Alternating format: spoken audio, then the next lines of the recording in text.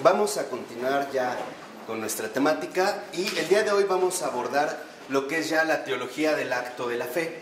Este acto de la fe, a grandes rasgos, atraviesa dos momentos. Uno negativo o ascético, de rupturas, de superación, y uno positivo, que ya sería de maduración o de una contemplación ya plenamente cabal. Entonces, si nos vamos a la página 280, en el apartado 1, digamos como que desde el inicio aparece el resumen central que Florensky va a ir desarrollando, y es o la búsqueda de la Trinidad o la muerte en la demencia. Esta sería como la disyuntiva, ¿no? O nos ponemos a buscar la Trinidad o terminaremos en la demencia. Entonces, al llevar a cabo precisamente este acto de fe, antes de ingresar propiamente en lo que es el acto de fe, se van dando también todavía algunas purificaciones intelectuales. Entonces, esto es lo que vamos a ir rastreando. Por ejemplo, en esta página, en los 3 últimos renglones, dicen el texto citando a Florensky: la necesidad de percibir la realidad de esta potencialidad, la potencialidad que emerge del conocimiento de la verdad, entraña la necesidad de salir del dominio de los conceptos para entrar en el de la experiencia viviente. Entonces, el primer punto de referencia que nos menciona Florensky es cuando nosotros estamos realmente en búsqueda de la verdad, estamos colocados en una experiencia viviente. Y esta experiencia viviente también entraña una dimensión intelectual, que es, digamos, la que en esta ocasión nosotros iremos describiendo. Iremos viendo poco a poco precisamente cuáles son las características fundamentales de dicha experiencia, o, por decirlo también de otra manera, qué es lo que ocurre intelectualmente hablando cuando nosotros estamos a un paso del acto de fe. Esta experiencia viviente intelectual es el preámbulo precisamente para poder ingresar al acto de fe, que es en último término a lo que nos queremos dirigir, o bien aquello que nos interesa de cierta manera alcanzar. Entonces ahí, en esta experiencia viviente, es, digamos, el punto del cual hay que empezar a profundizar para entender cuál es el tránsito fundamental que se da desde la razón para poder acceder a dicho acto de fe. Esto es lo que vamos a describir en esta ocasión, esta experiencia viviente, esta experiencia que intelectualmente se va llevando a cabo. Y veremos cómo, aunque Florensky lo plantea desde el punto de vista filosófico, la búsqueda de la verdad del filósofo, veremos que también es común a todo aquel que en algún momento está llamado a acceder a este acto de fe. ¿Qué es lo que intelectualmente ocurre en nosotros? ¿Cuál es el proceso?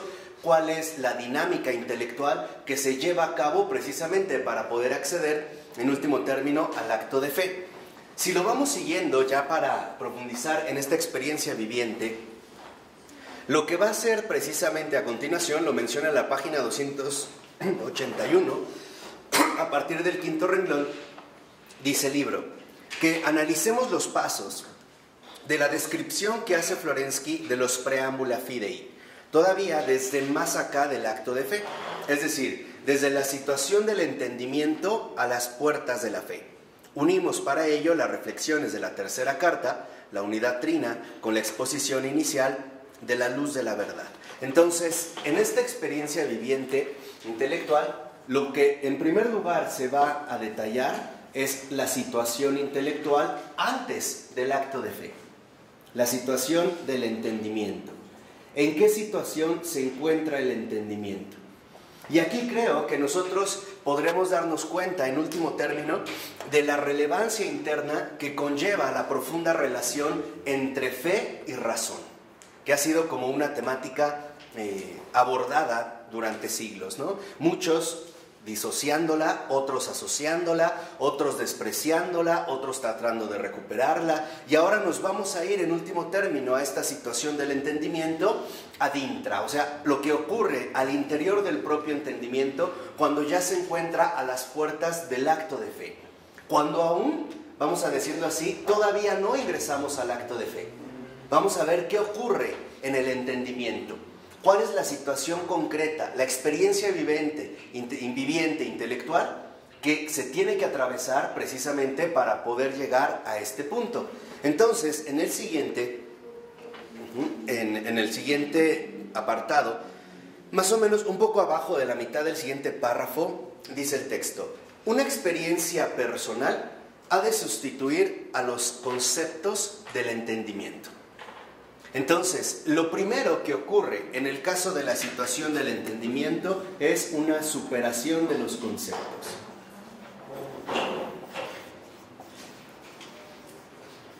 Y aquí vamos también a ligar y a retomar lo que ya habíamos mencionado en una ocasión.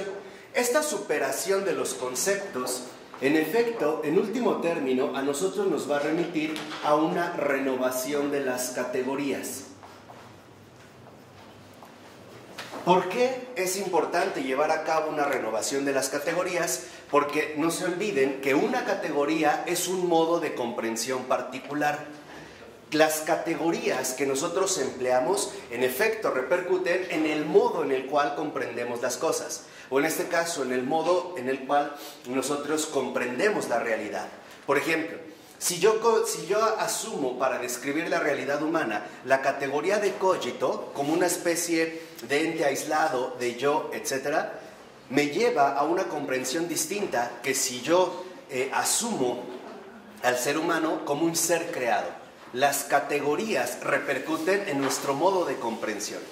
Por eso es muy importante, y lo vimos, que precisamente Florensky llevara a cabo una profunda crítica de las categorías kantianas, precisamente para romper ese modo peculiar de comprensión. Entonces, lo primero a lo que se enfrenta el entendimiento en esta situación particular, antes de acceder al acto de fe, es a una superación de los conceptos, lo cual nos llevaría a una renovación de las categorías. Y entonces, cuando realmente se ha llevado esta superación de los conceptos, asumimos ahora una sustitución. Hay, por así decirlo, un sustituto. ¿Qué viene a sustituir los conceptos? Una experiencia personal.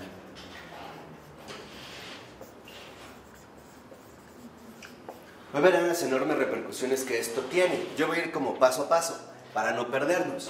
Pero aquí, cuando dice Florensky, nosotros llevamos a cabo una superación de los conceptos que remite en último término a una renovación de las categorías, es porque ya estamos nosotros asumiendo una experiencia personal, para la cual esta experiencia viva, esta experiencia de la verdad, nos va a resultar a nosotros inenarrable. Empiecen a pensar en San Pablo. Estos gemidos inenarrables. Es una experiencia personal tan intensa que desborda cualquier particularidad lingüística. Los conceptos simple y sencillamente ya no pueden contener todo lo que ahí se está manifestando.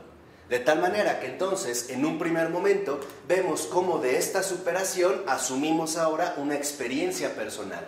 Y esta experiencia personal, en este primer momento, es algo indecible. No tendríamos, por así decirlo, una categoría que humanamente lograra transmitir o traducir aquello que en efecto estamos viviendo. Acuérdense que ya también en su momento habíamos insistido nosotros bastante en los límites del lenguaje, ¿no? El lenguaje simple y sencillamente es incapaz de decirlo todo. Tiene sus propios límites. A veces el lenguaje funcionará para aproximarnos de una mejor manera a una comprensión, pero definitivamente tendrá limitación. El lenguaje no lo puede abarcar todo. Entonces, esto es lo que nos llevaría en un primer momento hacia el ámbito de lo indecible. Por eso dice a continuación que en esta experiencia personal se aboca, por tanto, a lo desconocido, a lo aconceptual. ¿Qué quiere decir cuando habla de lo desconocido? Que se refiere precisamente a aquello que está fuera o más allá de nuestro propio entendimiento. Algo que no ha sido producido por nuestro propio conocimiento. Eso sería lo desconocido. En pocas palabras, lo que supera nuestra propia limitación humana.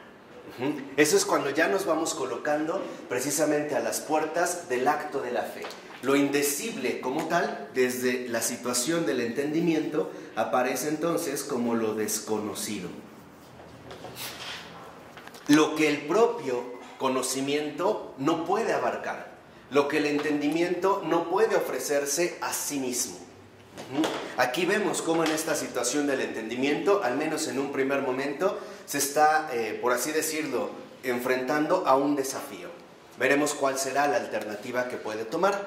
Por eso dice a continuación: por eso, para llegar a la fuente del conocimiento, el entendimiento, que busca la verdad, se encuentra en una situación paradójica. La fe consiste en pasar de la verdad del mundo, asertórica y dada, a la verdad del dogma, apodíctica, pero todavía no dada. En preferir el aquí dudoso, aunque presente, al allí cierto, pero todavía no actual. O sea, en la situación del entendimiento, lo desconocido va a generar una distensión entre el aquí y el allí. El entendimiento se va a distender, va a llevar a cabo una distensión. O bien se queda con lo ya dado, con lo que hay en el mundo, con lo que está a su alcance, con lo que conoce, Con el dudoso. aunque dudoso, o bien se arriesga a ir más allá de sus propias capacidades.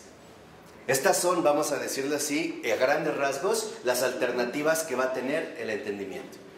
Dicho brevemente, la situación a la que se enfrenta el entendimiento es muy concreta. O asume el riesgo de la fe, o lo rechaza y se queda con su propia categoría, con su propia posibilidad. O se abre a un acto de entrega donde él no tiene ningún control, o mejor, se queda de este lado y no cruza el umbral del acto de la fe. Esa es la primera distensión a la que se va a enfrentar. La pregunta es, ¿por qué lo está usando en el ámbito del entendimiento, no en el ámbito de la razón? ¿Por qué uso el entendimiento para llegar al acto de fe? ¿Por qué no uso la razón? Bueno, se refiere en particular al entendimiento porque nosotros vimos que el entendimiento es justamente lo más limitado de la intelección humana. Entonces, esta es, digamos, la razón en su apertura. El primer obstáculo que encuentra viene del entendimiento. Lo que no puede entender, generalmente tendemos a rechazarlo, ¿no? No lo entiendo, lo rechazo, no me interesa. Y entonces el acto de fe, como tal, involucra de cierta manera asumir un riesgo que el entendimiento no puede prever, ¿no? Es como el envío que hace el Señor. No sabemos a dónde. Tal vez sabemos qué quiere, pero no sabríamos cómo lo quiere. O sea, en pocas palabras, hay un rastro de incertidumbre que no está en nuestro poder superar. Y esto va a involucrar también el acto de fe. Es un acto de voluntad. Claro. Y veremos que esto tiene que ver con una entrega. Pero una entrega ante la cual el entendimiento tiembla. ¿No? Charles Peguy lo decía muy bien en otros términos. Decía, Dios mío, cada vez que yo te digo, hágase tu voluntad, me aterro. Es esto, o sea, lo que está explicando es lo del entendimiento, ¿no? A veces pensamos que seguir a Cristo es sufrir una pasión peor que la de Él, ¿no? O cosas así medio extrañas. Justamente en este avance del entendimiento, donde dicha distensión nos lleva a asumir una disyuntiva. O nos arriesgamos, nos aventuramos a una superación, o negamos el acto de fe y nos quedamos cerrados en el ensimismamiento. Es decir, seguimos recorriendo nuestras propias categorías habituales. Esta es la opción. Por eso acuérdense lo que nos dijo al inicio Florensky. O nos ponemos a buscar la Trinidad o vamos a terminar en la demencia. En la locura. En su momento veremos por qué. Pero aquí vemos, digamos, los primeros pasos, ¿no?, que va siguiendo esta situación vivencial. Por eso dice a continuación que se trata del carácter futuro de los bienes de la fe. Por eso el acto de fe se presenta como un salto a lo desconocido. ¿Qué es entonces lo que en primer lugar el entendimiento va a llevar a cabo en esta renovación de las categorías? Va a abandonar, ¿no? Abandono del presente para entregarse al futuro. Pero este futuro no está a su alcance. Y eso es lo primero que inquieta el entendimiento. ¿Por qué? Porque nosotros nos movemos seguros mientras tenemos más o menos entendido cómo marcha la cosa. Entonces no tenemos tanta problemática. Vamos entendiendo cómo es que las cosas se van llevando a cabo y nos vamos limitando al presente inmediato del que vivimos. Pero cuando realmente estamos a las puertas del acto de fe, en pocas palabras, lo que el entendimiento nota es que se le pide que abandone la seguridad de su propio presente, lo que entiende, para asumir un riesgo en un futuro que ni siquiera puede contemplar. Pero que lo llama. Claro, lo invita. Y el entendimiento entra en conflicto. ¿Por qué? Porque el abandono del presente no es sencillo. O sea, en pocas palabras, si ahondamos todavía en términos más ontológicos, en términos más metafísicos, veremos que lo primero que el entendimiento intuye, por así decirlo, es que se le está pidiendo que renuncie a su propia confianza, que deje, ¿no?, su propia seguridad para dar un paso a terrenos en los cuales él simple y sencillamente no puede decir nada, no puede de alguna manera determinar nada. Por eso, en la vida cristiana, es muy común atravesar situaciones donde le decimos al Señor, incluso con molestia, y es molestia de esta, viene de acá: Señor, no te entiendo, no te entiendo. Primero me dijiste que fuera y trajera una flor, y después me pides que rompa el florero. No te entiendo. Y molesta. Molesta, ¿por qué? Porque esta entrega hacia el futuro, en otras palabras, representa lo que está más allá de nuestro propio entender.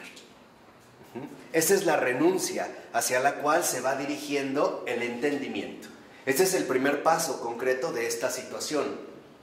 No entiendo realmente qué es lo que está haciendo el Señor. No entiendo por qué yo le pedí algo y no me lo da. No entiendo por qué yo no le pedí algo y sí me lo dio. No entiendo qué quiere. ¿Por qué? Porque lo que Dios quiere no viene del presente al futuro. Llega del futuro ¿al qué? Al presente.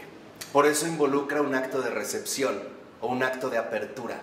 De hecho, la gracia divina lo que hace es alterar el tiempo.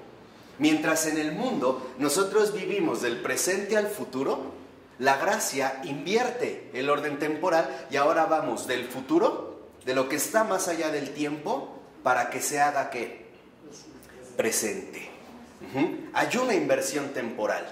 Y esta es la primera dificultad que el entendimiento afronta, porque estamos acostumbrados a movernos del presente hacia el futuro y no estamos acostumbrados a vivir de un futuro que probablemente no se haga presente. Esa es la incertidumbre del entendimiento. Yo le puedo pedir algo al Señor, el Señor me escuchó, que me lo dé, quién sabe. No depende de mí. O sea, ya estoy fuera precisamente del ámbito del presente. Por eso en la cita que sigue, dice el texto: para pasar al dominio de la verdad, hay una última condición que se presenta como el puente levadizo de un castillo. Fíjense, una última condición.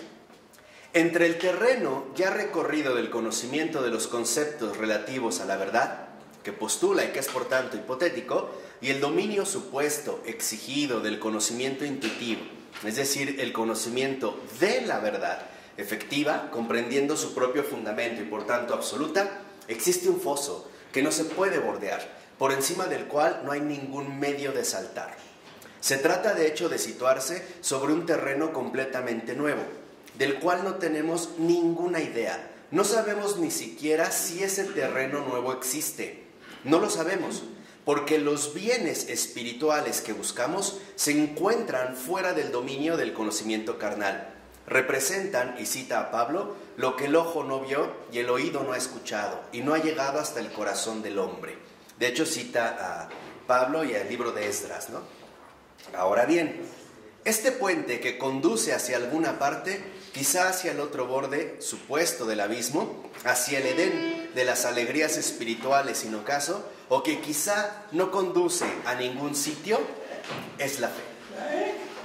Entonces, cuando ya estamos a las puertas de la fe, cuando estamos en el acto de la fe, lo primero que nosotros enfrentamos, ojo, desde el entendimiento, desde el punto de vista del entendimiento, es que lo que está en el futuro, para nosotros es inalcanzable. Involucra, por así decirlo, un abandono total, en lo que el entendimiento no capta, pero sí espera. De hecho, esa es la esencia de la esperanza. La esperanza comienza, y analícenlo bien, pero la esperanza cristiana comienza cuando ya no hay más esperanzas. De hecho, la esperanza cristiana va contra toda esperanza. Rompe incluso las posibilidades de una cierta seguridad. Es esto a lo que nos invita el acto de fe. O sea, el entendimiento, cuando ya llegó a las puertas del acto de fe, entonces lo primero a lo que se encuentra, como dice Florensky, es que al parecer ahí hay un abismo. Y no hay manera como de hacer trampa o utilizar un terreno distinto. Señor, dame una prueba. No la hay. Aquí el entendimiento literalmente se tiene que hacer a un lado. Y esto lo hace temblar, de verdad, lo pone a temblar, tiembla. Tiembla el entendimiento. De hecho, esto nos puede remitir bastante con un filósofo del siglo XIX llamado Søren Kierkegaard. Kierkegaard, por ejemplo, él fue un existencialista cristiano, y él precisamente lo que analiza, aún siendo protestante, y creo que con toda profundidad, es al abismo al que nos conduce la fe cuando la tomamos como un acto puro. Literalmente, algo que mostró Kierkegaard, por ejemplo, es que cuando uno realmente ingresa al ámbito de la fe, ya no hay dónde agarrarse. Ya no. Ya no hay mérito propio. Ya no. O sea, en el ámbito de la fe, literalmente es un abandono a ciegas, ¿no? Por eso, Kierkegaard resumía la fe en una frase enigmática y decía, ¿no? La fe es un salto a ciegas. Y cuando uno salta a ciegas, uno va solo. Este es el desafío. O sea, cuando nosotros estamos en la situación del entendimiento, acuérdense, y estamos a las puertas de la fe, nos vamos a topar con un abismo. No hay nada de dónde agarrarte. El entendimiento ya no se puede sostener de absolutamente qué. Nada, nada. Ahí el entendimiento se oscurece. El entendimiento se enceguece. Ya no puede literalmente acudir a nada. Y esto lo pone a temblar. Por ello no es casual que Kierkegaard escribiera, por ejemplo, un librito bastante interesante que se llama Temor y Temblor. Si en algún momento lo pueden leer, él habla sobre el acto de fe de Abraham, por ejemplo, ¿no? Y dice, empieza a hacer como un comentario, ¿no? A su manera interesante, pero él decía, cuando el Señor le pide a Abraham, a su hijo Isaac, si Abraham se hubiera puesto a pensarlo, no lo hace, porque no es coherente con una lógica humana. Entonces, a la conclusión a la que llega Kierkegaard, él dice, ¿por qué lo hizo Abraham? La confianza. ¿Por pura qué? Por pura fe. Pero él dice que te conviertes en caballero de la fe. Ah, claro, esa es otra cosa. No, pero aquí... En ese libro, sí, por eso él va a hablar, va a decir, en efecto, cuando yo llego al acto de fe, el entendimiento se anula. La fe es confianza. Absoluta. Total, como tal. Y esto como lo más central es que en este acto de fe, en efecto, nosotros ingresamos a un ámbito oscuro donde lo primero que empezamos a experimentar, acuérdense, esta experiencia personal es temor y también temblor. Por eso Kierkegaard, y aquí sí fue muy agudo, él decía, no podemos vivir la fe sin temor y sin temblor. La fe involucra un temor y un temblor. ¿Por qué? Porque en pocas palabras nos atemoriza aquello que no está a nuestro alcance, que no está a nuestro control. Compatible con la duda. Exactamente. Exactamente. Este es el centro fundamental y eso es lo que él se da, y esto es lo que a mí me parece muchísimo más radical en Florensky que en Kierkegaard. Lo que se da cuenta en este sentido Florensky es que en este abismo hay un mar de duda. Hay un mar de duda. Pero la verdad, cuando uno se adentra mucho ya hasta ya las cosas son más claras. Ah, sí, pero estamos hablando de esto. Al inicio. Yo les dije, antes del acto de fe. No, y hasta con el acto de fe, la duda de Juan Bautista, la duda de Pedro, ¿no? Y vemos que los hombres de Dios dudan. Antes de. O sea, sí, antes, dijimos, más acá, antes del acto de fe, literalmente tenemos que atravesar el mar de la duda. Aquí estamos hablando de más acá de este acto de fe. O sea, cuando aún no se ha alcanzado el acto de fe. Y estamos analizando al interior el proceso que padece el entendimiento, porque en realidad es un padecimiento. Lo que me involucra el acto de fe es literalmente enfrentarme a un abismo cuya duda simple y sencillamente me supera. Es algo a lo que no puedo adherirme. Por ejemplo, Paul Claudel, este gran escritor católico, en El zapato de raso, lo narra de manera excelente, ¿no? Cuando me parece que es Rodrigo, no recuerdo bien el nombre del personaje, que está a la deriva del mar, es el mar del abismo de la duda, únicamente amarrado a un madero. No puede ni nadar. Lo único que lo sostiene es un madero.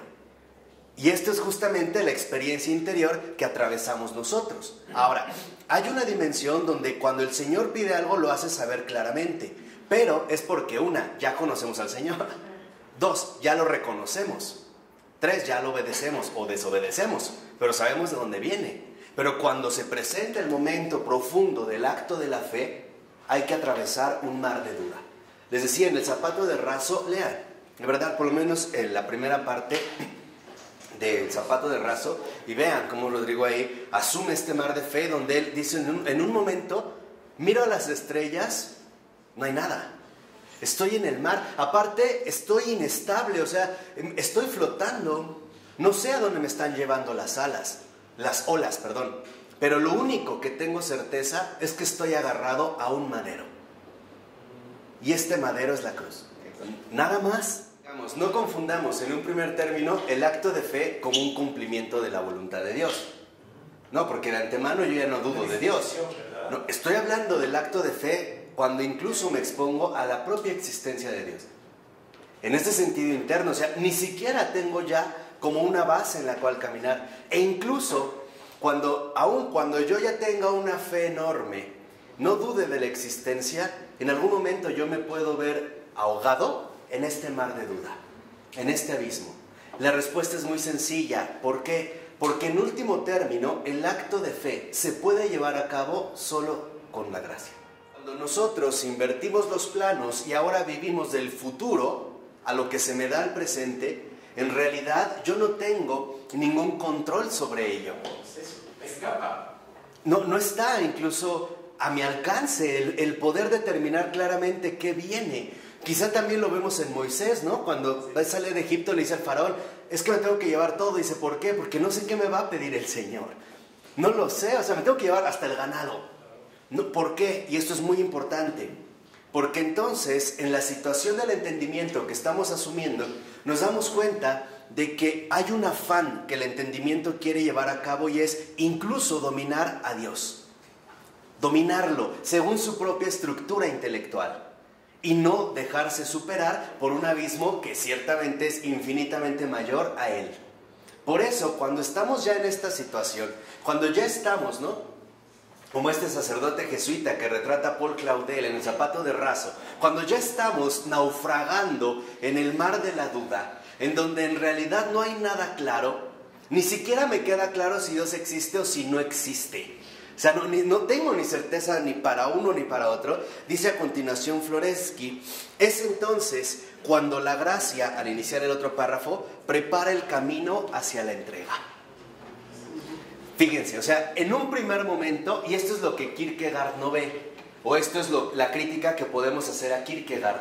Lo que dice Kierkegaard es cierto, pero no es completo, porque Kierkegaard pierde de vista por completo la intervención de Dios. Por ejemplo, uno puede decir, dice Kierkegaard, cuando uno salta a ciegas, uno va solo. Sí es cierto, pero solo salto y salto a ciegas si el Padre está ahí. De otra manera no me aviento. Y eso es lo que Kierkegaard ya no ve. Esto sí. O sea, el problema con Kierkegaard es que no se da cuenta que cuando estamos ya ante este abismo y ante esta duda, que es una experiencia personal que no vamos a poder omitir, tenemos la gracia. Exacto, la gracia. Esto es lo que Kierkegaard falló. Señor Kierkegaard lo dijo muy bien, pero no lo dijo todo. Por eso, ¿de qué le queda hablar a Kierkegaard? Del caballero de la fe, que en realidad no es más que el superhombre protestante, ¿no? El superhombre luterano. Si tú tienes fe en que Cristo te ha salvado, te salvas. Así mates, robes, violes, hagas, la fe te salva. Y esa es su debilidad protestante en Kierkegaard. pero bueno, tampoco le podemos pedir más, al menos como protestante, serio, o sea, y profundizó en rasgos centrales de la fe. Entonces, en la situación del entendimiento, cuando estamos a las puertas del acto de fe, lo que tenemos que ver, dijimos, es que no hay un lugar de donde agarrarse, no hay una tirolesa, ¿no? Para poder pasar al otro lado, no hay una lanchita, no hay un puente, es un mar de duda. Bueno, lo que sale a nuestro encuentro es la gracia. La gracia es el puente invisible o espiritual para que nosotros, en efecto, nos dispongamos a llevar a cabo el encuentro. Ahora, si lo vemos, la dinámica de la gracia en esta situación o experiencia personal es bastante interesante, porque aunque suena paradójico, lo podríamos traducir de la siguiente manera. Lo que Dios nos dice es: si dejas de ayudarte a ti, me permites ayudarte. Pero, si no me permites ayudarte, no vas a poder. Renuncia a ti y acéptame a mí. Renuncia a ti. Y ahí vemos, ¿no? Si el grano de trigo cae en tierra y no muere, queda infecundo. Incluso hablando del propio entendimiento. No puede acceder al acto de fe porque lo sobrepasa. Pero si muere, da mucho fruto. Un fruto tan extraordinario como es el encuentro. ¿Vale? ¿Vamos bien?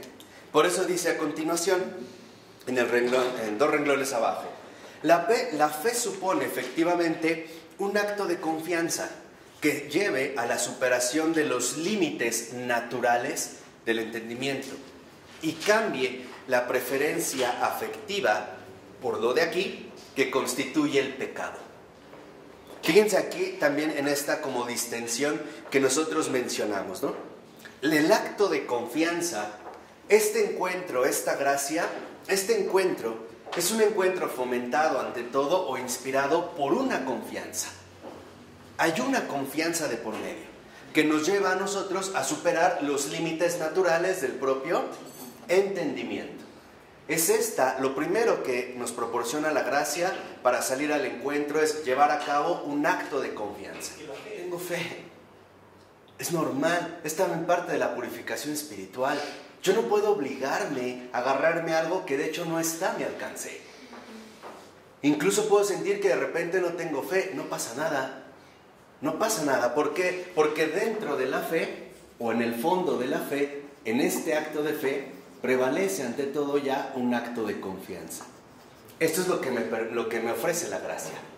O sea, la gracia en un primer momento no me da la fe, me da la confianza para permanecer en la fe. Porque hoy olvidamos, y debido a la influencia protestante, olvidamos que la fe viene de fides, que es fidelidad y no creencia. Entendámoslo ya de una vez. La fe no es creer, la fe es fidelidad a lo que se me ha dado. O sea, la fidelidad en confianza a la gracia que he recibido. La confianza o fidelidad a saber que Dios está ahí y no yo, que no depende de mí, sino que en último término depende de Él. Por eso dice a continuación: es necesario, en definitiva, reorientar el entendimiento hacia su principio religioso. Ahora el entendimiento, en esta situación a las puertas del acto de fe, tiene, en último término, para superar la duda, tiene que dirigir sus ojos a Dios. Esto es lo que le podría dar, vamos a decirlo así, esta confianza, esta presencia.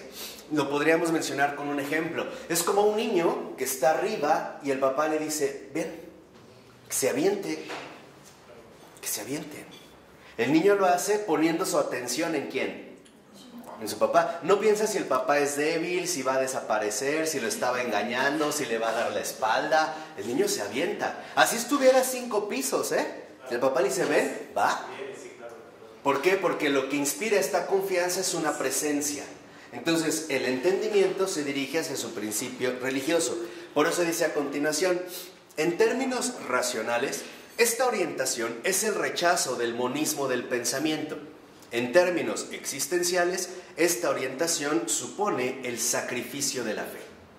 ¿Qué es lo que impone el sacrificio de la fe? El sacrificio de uno mismo. No suponer, y es lo que ya habíamos dicho en una ocasión anterior, no suponer que solo es real lo que pienso. No, que también hay una realidad que para mí, humanamente hablando, me resulta impensable, me resulta inabarcable, me resulta incomprensible. Y en términos existenciales, que precisamente ahora yo no me aferro a mi propia creaturalidad humana, sino que paso, en efecto, de la criatura al creador. Eso es lo que le va a dar la fuerza y el sostén al acto de fe. Por eso dice a continuación: rechazar por Dios el monismo del pensamiento es el comienzo de la fe. O sea, aquí es donde vemos una ruptura. Cuando la situación del entendimiento se redirige a Dios, lo primero que ocurre es anula el yo. Ahí no importa el yo, sino que en un segundo momento aparece el tú. Y esto es lo central. Ahora el pensamiento ya no se queda limitado a sus propias potencialidades o capacidades. Ya no depende de lo que él piensa, depende de una presencia distinta que es el tú. Precisamente este principio divino que le inspira toda la confianza para que sobrepase o para que supere este abismo, mar de duda al cual se tiene que enfrentar. Aquí esto es romper el monismo del pensamiento. Cuando tú te quedas limitado a tus propios pensamientos subjetivos, a lo que tu yo te sugiere, colapsas. Pero cuando acabas con el yo y pasas al tú, entonces el tú precisamente es lo que inspira ante todo un acto de confianza. Ahora ya no es yo, ahora es tú, Dios, tú ahí. Yo no sé, pero tú sí. Por eso es lo que yo les decía, si radicalizamos esto, podremos entender algo. Aunque yo no tenga fe, Dios sigue existiendo. Dios existe, crea o no crea, tenga fe o no tenga fe. No depende de mí. Depende en este sentido de un abandono total en el tú. Que en último término, como lo insistió Florensky, este tú es más bien un él. Y ahí tenemos a San Juan Bautista, ¿no? Él es el Cordero que quita los pecados del mundo. Él es, señala hasta con el dedo, ¿no? Señala a los discípulos a dónde tienen que dirigir la mirada, incluso la mirada del entendimiento. Lo fundamental, en último término, es Él. Y esto, de hecho, es lo que pacifica el entendimiento. Es que el mundo está muy mal, hay guerras, hay conflictos. Ahí está Él. Es Él. Ahí está Él, ahí está el Cordero de Dios que quita el pecado del mundo. Es que ha subido la criminalidad, eso es el yo, eso es lo que tú estás pensando. Ahí está Él, ahí está Él. Y cuando realmente aparece Él en todo, la paz aparece en todo, aún dentro del propio entendimiento. Dejémoslo a Él, dejemos que Él decida. Es que no me están saliendo las cosas, es Él. Nos lo dijo Ratzinger hacia el final de la introducción al cristianismo, ¿no? Soy yo, no se preocupen, es Él el que viene, es Él. No me salen las cosas, es Él. Me corrieron del trabajo, es Él. Me descubrieron una enfermedad, es Él. Se me está cayendo el cabello, es Él. Me terminó mi novia, es Él. Ahí está. Esa es como la orientación para que vean que hace anular el monismo del pensamiento. Dice a continuación: la continuidad monista, o sea, en el yo, es la señal del entendimiento rebelde de la criatura, que se separa de su principio y de su raíz, y que se dispersa en el polvo de la autoafirmación y de la autodestrucción. Entonces, encontramos una razón fundamental para abandonar el yo. El yo es autodestructivo. Una gente que solo se cierra en su propio pensar, se autodestruye y por lo tanto también destruye a todos los demás. ¿No es, por ejemplo, lo que a veces hace la terquedad o la ceguera? Alguien que se aferra a su propio yo, no incluso se vuelve destructivo al no permitir ni siquiera un tipo de comunicación especial.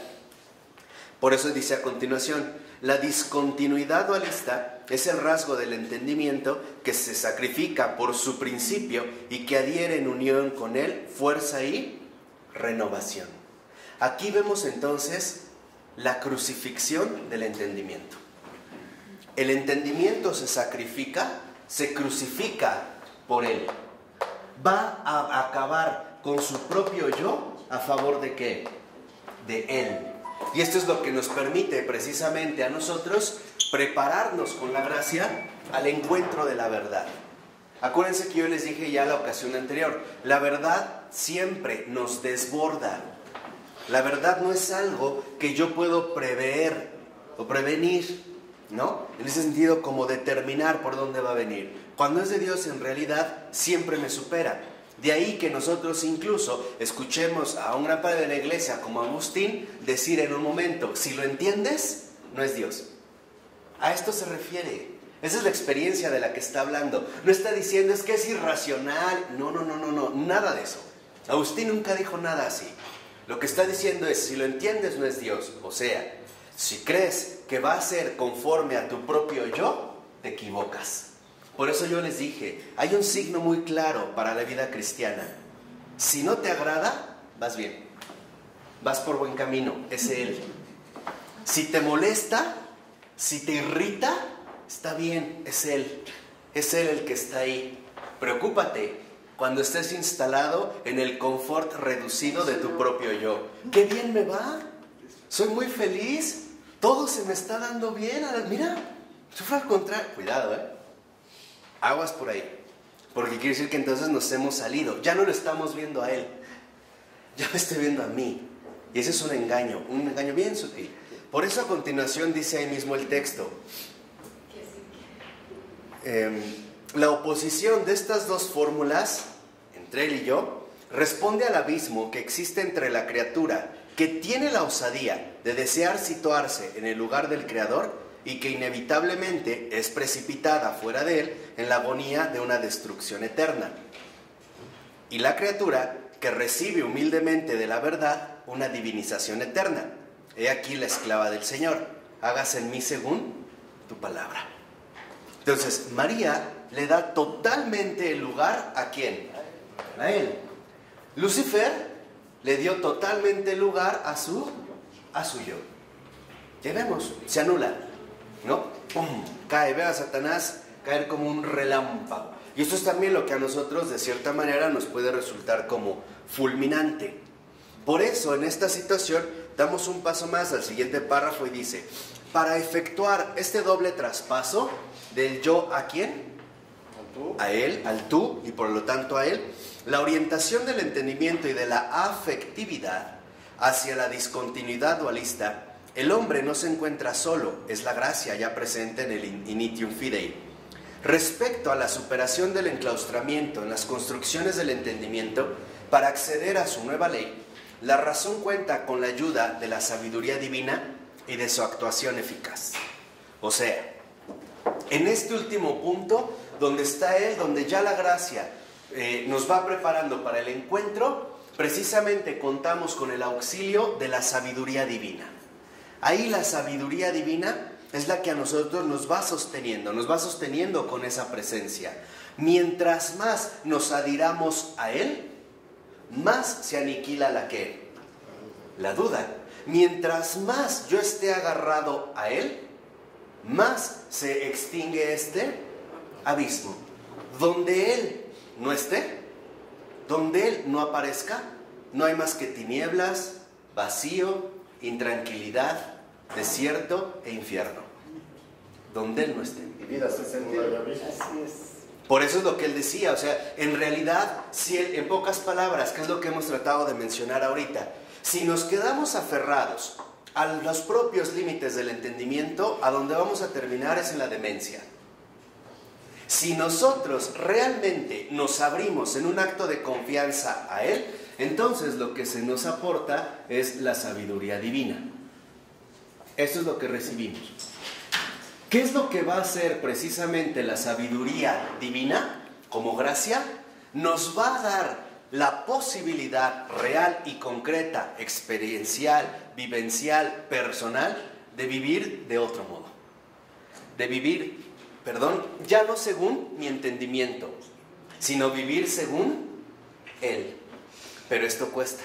Por eso es lo que yo les decía. Hay personas que pueden decir, por ejemplo, es que yo tengo mucha fe.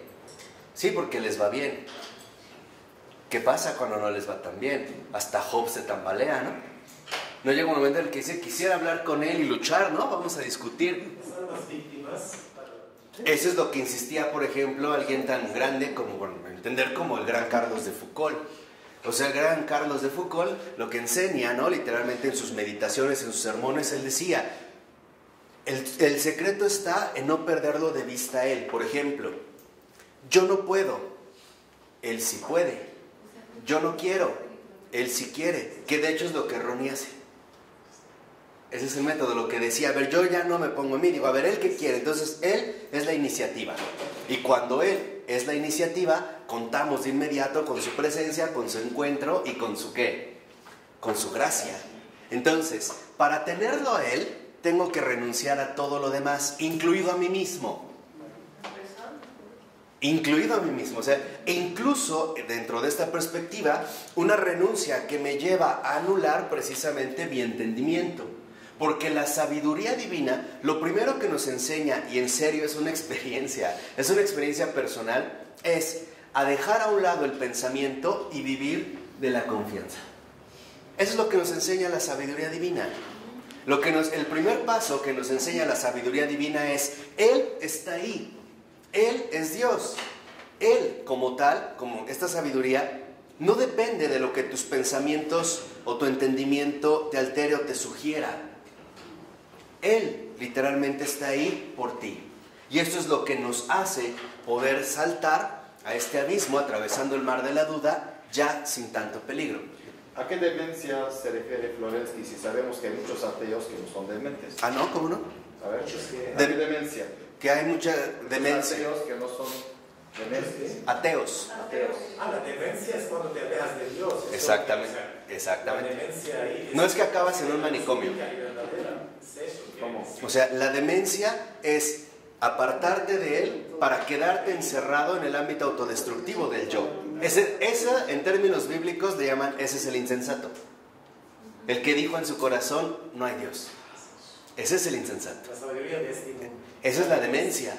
¿Por qué? Porque la demencia es justo lo opuesto a la sabiduría divina. Así es. El demente es el que rechaza la sabiduría divina para seguir sus propios criterios. Esa es la demencia. Entonces, aunque no esté en un manicomio, por ejemplo, ese es un demente.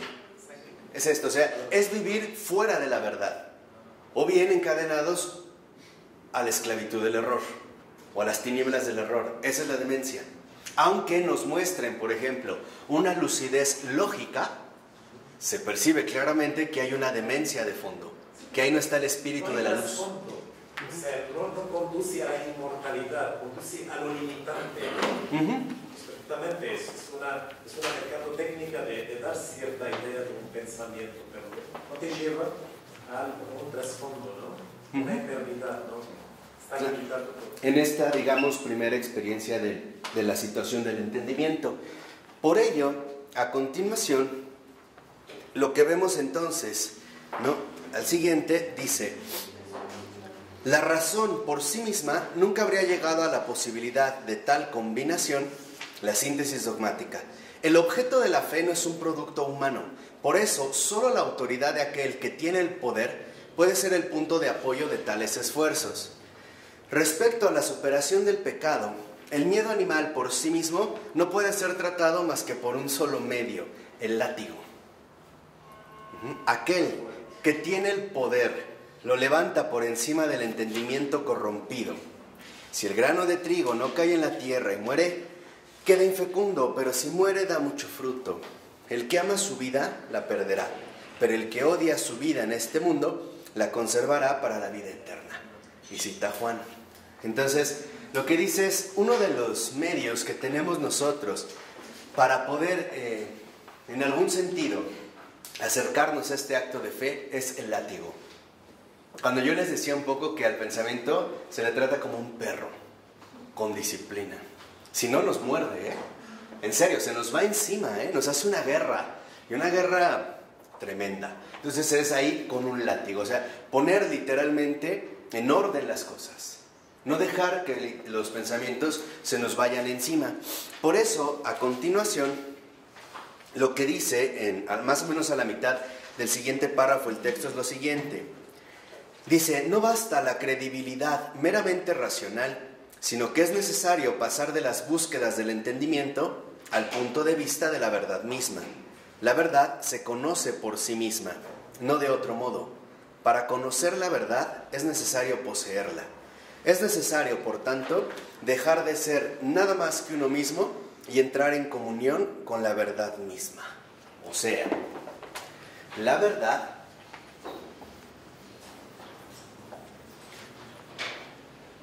no es algo que nosotros nos podamos apropiar por cuenta propia. La verdad es una coparticipación.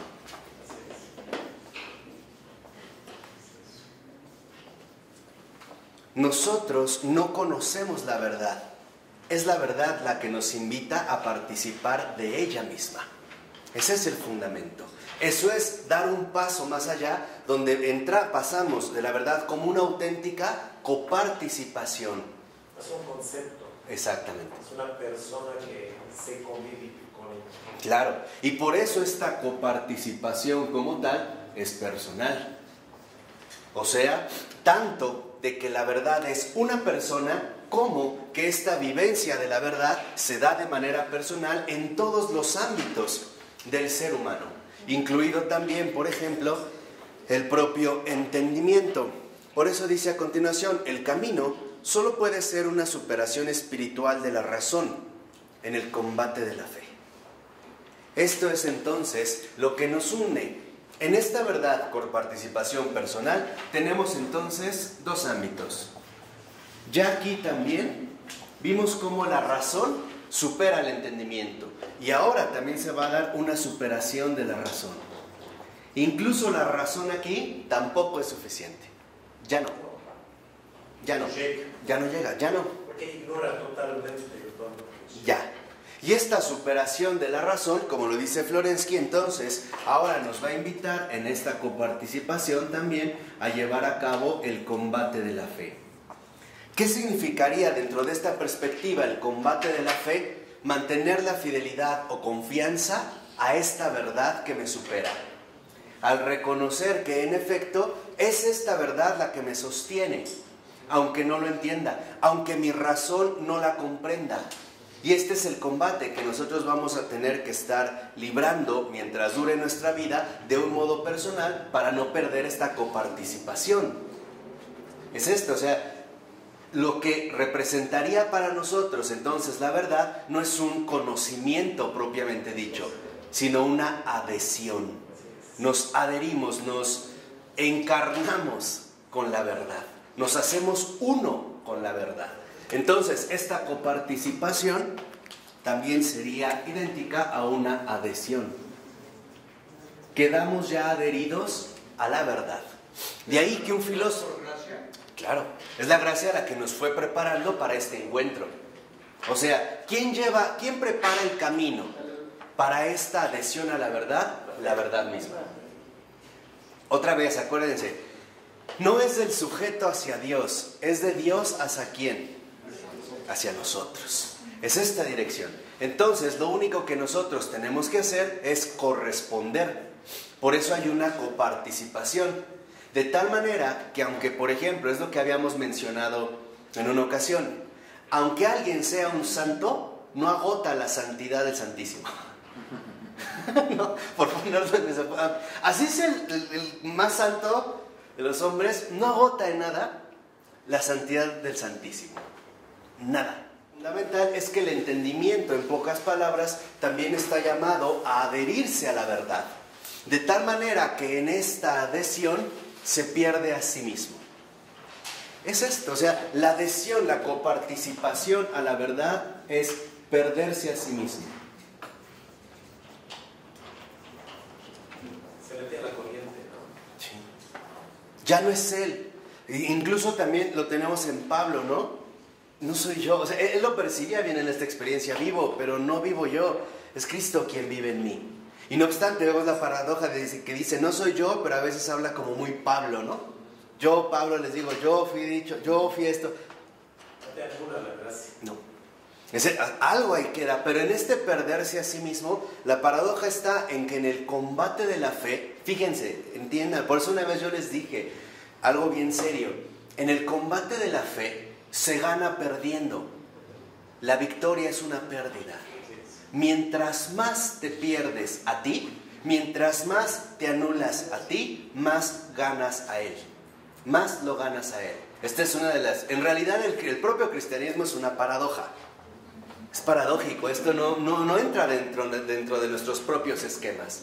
De tal manera que entonces, ¿cómo se vence, cómo se gana el combate de la fe? Perdiendo tú mismo, anulando el yo, exactamente.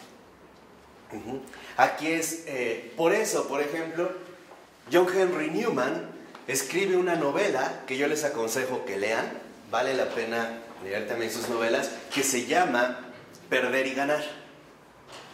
Es esto, él va narrando el proceso de su conversión, donde en efecto dice, perdí yo anglicano, perdí yo Newman, perdí yo, pero gané a Él, lo gané a Él. Este es el combate de la fe. De tal manera que entonces el combate de la fe únicamente alcanza su término con un perderse a sí mismo. El combate de la fe es la anulación del yo. Ese es el combate diario de la fe. El combate diario de la fe. Diario. Incluso a veces, hasta en sueños. Hay un combate ahí, ¿no?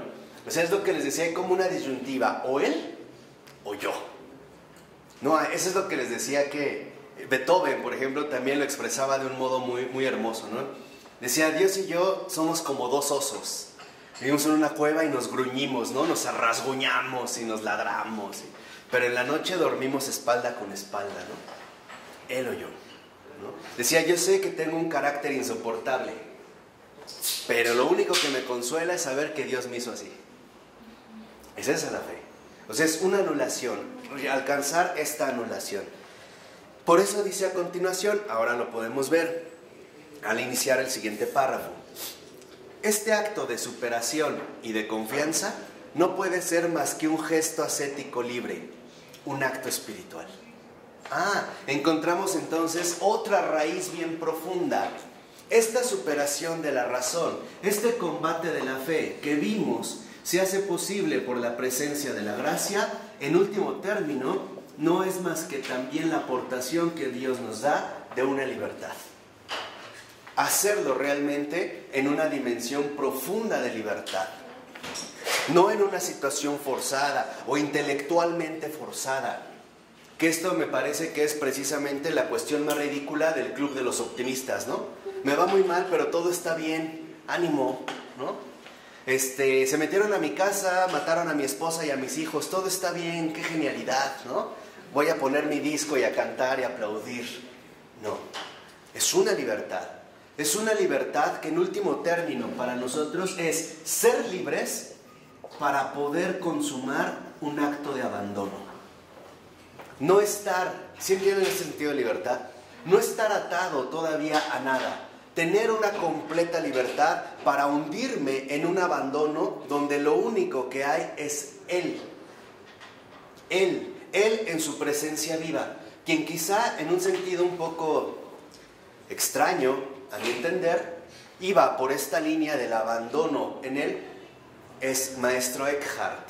No sé si lo ubican, este dominico del siglo XIII, donde hablaba de el ensimismamiento, de la nada, donde no hay nada, donde hay pura nada. Me parece que solo es contemplar un aspecto de todo este proceso, pero que en efecto nos llevaría en último término a una noción de abandono, a una noción de abandono cuya condición esencial es la libertad.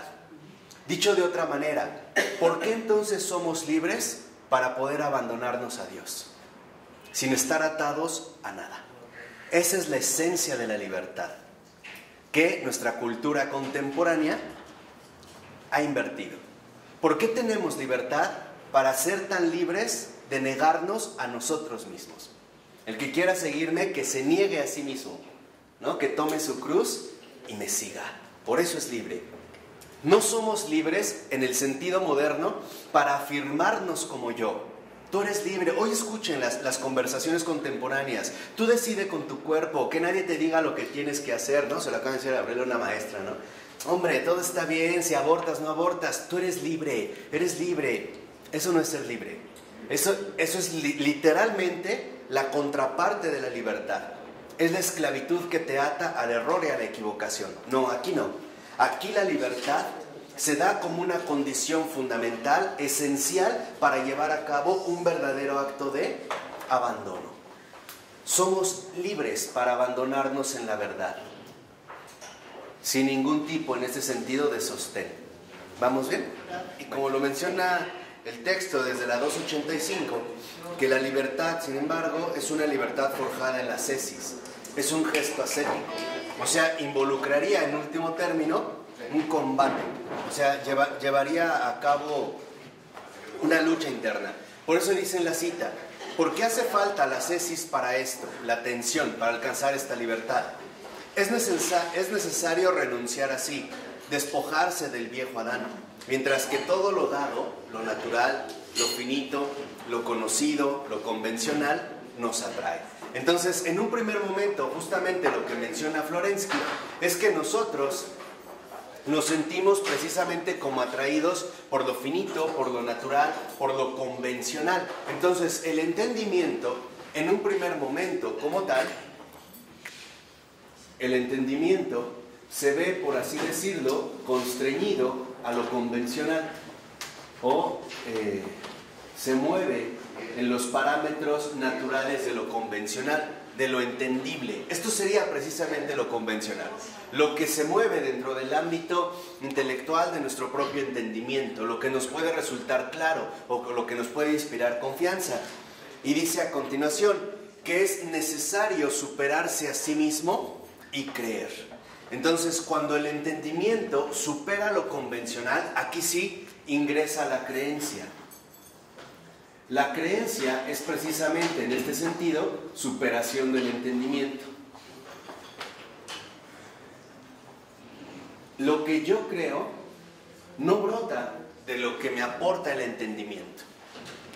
En lo que yo creo no es precisamente aquello con lo cual mi entendimiento se siente como identificado, o podríamos decir también, se podría sentir también identificado de manera radical. La creencia en este sentido involucraría esta superación. Y dice a continuación, si es en general posible alcanzar el corazón intrépido de la verdad inadmisible, por el cual suspiraba Parménides, la vía que a él conduce no podría pasar por encima de la noche de Getsemaní de la ascesis de la fe. O sea, nosotros tendríamos que atravesar, para alcanzar esta creencia o superación del entendimiento, la noche. Por así decirlo, tendríamos ahora que atravesar la noche del entendimiento. Esta oscuridad donde no se entiende nada, esta oscuridad donde el entendimiento ya no tiene ninguna capacidad, ¿no? Ingresamos, diría San Juan de la Cruz, en la noche oscura, en esta etapa espiritual donde lo que se está llevando a cabo es una ascética del entendimiento, donde lo que estamos literalmente nosotros realizando es una purificación profunda. Por eso va a decir entonces Florensky que lo que se presenta a nosotros es una opción existencialmente radical, o la Trinidad o el infierno. No habría otra opción. O nos quedamos en la adhesión a la verdad, o derivaremos en este sentido existencialmente hacia el infierno. ¿Por qué? Porque, como dice en el siguiente apartado al iniciar, es necesario una opción radical. Somos libres de elegir, pero debemos decidirnos, sea por una cosa, sea por otra. O sea, no nos podemos quedar como limitados, vamos a decirlo así, en esta capacidad que tenemos de elección, sino que nos vemos obligados prácticamente a elegir. ¿Por qué? Porque no podemos negar esta libertad que se nos ha precisamente otorgado. Esta noche del entendimiento, literalmente, se vería, por así decirlo, como dirigido a elegir, a tomar una elección entre el todo o la nada, o la verdad o la ausencia de la verdad. Por eso dice a continuación en la cita de Florensky, Sea como sea, entre el Dios cristiano triúnico y la muerte en la locura, tertium non datur, o sea, o en la noche del entendimiento, nosotros nos esforzamos, y esa es la ascesis, por la adhesión a la verdad y por lo tanto a la luz, o bien quedaremos entonces atrapados en la oscuridad y por lo tanto en la tiniebla. Aquí ya no hay marcha atrás. Se presenta también, como diría Kierkegaard, esta opción existencial, o lo uno o lo otro. Nos estaremos moviendo en una disyuntiva. Por eso dice a continuación, vea lo que menciona Florensky, dice: te pido que prestes atención, escribo esto sin exageración, soy preciso. Me faltan incluso las palabras para hablar con más rigor. Entre la vida eterna, en las profundidades de la Trinidad, y la segunda muerte eterna, no hay término medio, aunque fuese del espesor de un cabello. ¿Es lo uno o es lo otro? Entonces, entre la verdad y la oscuridad no hay un término medio. Dice él, ni siquiera con el grosor de un cabello. O lo uno o lo otro. La adopción que nosotros llevemos a cabo con respecto a la verdad involucrará una totalidad contundente. O bien, si nosotros optamos por la oscuridad lo que va a hacer es engullirnos totalmente. Aquí es donde entraría o lo uno o lo otro. No hay ningún tipo, vamos a decirlo así, como de punto medio entre los dos, o una especie de mezcla entre la luz y la oscuridad. No la hay. Lo que no hay es literalmente una especie de mezcla entre ambas, en la cual el entendimiento pudiera quedarse contento. Acuérdense que estamos hablando de la experiencia del entendimiento, la experiencia intelectual del entendimiento. Lo que dice es, cuando nosotros atravesamos esta noche del entendimiento, siempre estamos nosotros ante una alternativa. O nos esforzamos por acceder a la luz, o sucumbimos ante la oscuridad que nos cubre. O sea, dicho en otro término, a lo mejor un poco más espiritual, o nos aferramos a la esperanza contra toda esperanza, o caemos en la desesperación. Esa sería la segunda, digamos. Es la vida, ¿no? ¿Ah? La vida no es yo siento que a veces, como dicen, es blanco o negro, ¿no? El gris es porque para no sentirnos tan mal. Es como una explicación para nosotros, no es para no sentirnos tan mal, pero la realidad es que o estás bien o estás mal, ¿no? Claro, pero aquí, digamos, a lo que él se refiere es a la elección que vamos a tomar. O sea, lo que está de por medio es una elección con todas sus consecuencias. O sea, entre ambas, literalmente lo que hay de por medio es una elección. Y esta elección es precisamente la que nos corresponde a nosotros tomar. Es la elección que cada uno va a elegir. Por eso, de alguna manera, si nosotros indagamos un poquito más a fondo, veremos que no hay, por así decirlo, como una especie de anulación de esta capacidad de elección. O sea, en la elección lo que se está poniendo de por medio es la libertad que nos ha sido otorgada. Por eso, cuando decía San Juan, la luz vino, ¿no?, a las tinieblas, pero los hombres amaron más las tinieblas, en realidad, aún así, hay un punto en el que el hombre pone su corazón aquí. Y a esto se apega. Y eso es lo que ha elegido. No hay, por así decirlo, como una obligación profunda que nos lleve hacia acá, porque la libertad nos permite tanto salir de la oscuridad y permanecer aquí, en la luz, como tomar el lado contrario y querer sumergirse por cuenta propia en esta tiniebla. Los tibios ahí donde quedan, como dice en el Apocalipsis. Se anulan, ¿no? Los tibios los... Frío y caliente, estás tibio. ¿Dónde se quedan? Es que precisamente donde se quedan, anulando la elección y anulando la libertad, pero en último término van para acá. ¿Por qué? Porque si anulo mi libertad y anulo mi elección, digamos, lo que estoy optando es la no verdad. Y la no verdad me lleva a la tiniebla. De hecho, acuérdense que los tibios son peores que los que están en la oscuridad. Son peores. Sí. Por eso es lo que decía el Señor, ¿no? Cuando digan sí, es sí. Cuando digan no, es no.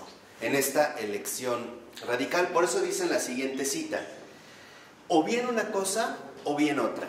En sus normas constitutivas y lógicas, o bien el entendimiento no se mantiene pie, está loco hasta en su estructura más fina y por consiguiente es enteramente contingente, o bien tiene como fundamento algo que sobrepasa la lógica. Una de dos. O bien hay que admitir en principio la contingencia de las leyes de la lógica, o bien hay que reconocer la base sobrelógica de estas normas, bases necesarias como postulado, desde el punto de vista del entendimiento mismo, pero habiendo adquirido de este modo para éste la dureza que le confiere el haber sido templado en la forja de la antinomia. O sea, aquí lo que vemos también nosotros es una purificación del entendimiento. Aquí es donde se tiene que poner en marcha la ascética del entendimiento, el permanecer en la verdad de la luz y elegir la luz. Y entender que esta elección, que me lleva literalmente hacia la verdad, otra vez, depende de un fundamento supralógico. Este es el fundamento. El fundamento no se le otorga el entendimiento a sí mismo, que es lo que vimos en la primera parte. Que precisamente nosotros nos dimos cuenta cómo al ingresar en el acto de la fe, el entendimiento se expone a superar, a arriesgarse, a adentrarse más allá de sus propias fronteras. Hay una superación de este preciso fundamento. Por eso, si lo ven, en la nota 18, desde los 3 últimos renglones, Florensky hace unas precisiones muy concretas ya con respecto a la razón. Dice, la razón no es una caja o cualquier otro recipiente preparado de un modo geométrico para su propio contenido, en el cual se puede colocar lo que venga en gana. Y la razón tampoco es un molinillo que muele tanto el grano como los desperdicios. Es decir, no es un sistema de realizaciones mecánicas, siempre iguales a sí mismas, utilizadas del mismo modo para no importa qué materiales y no importa en qué condiciones. Eso es lo que hacía el racionalismo.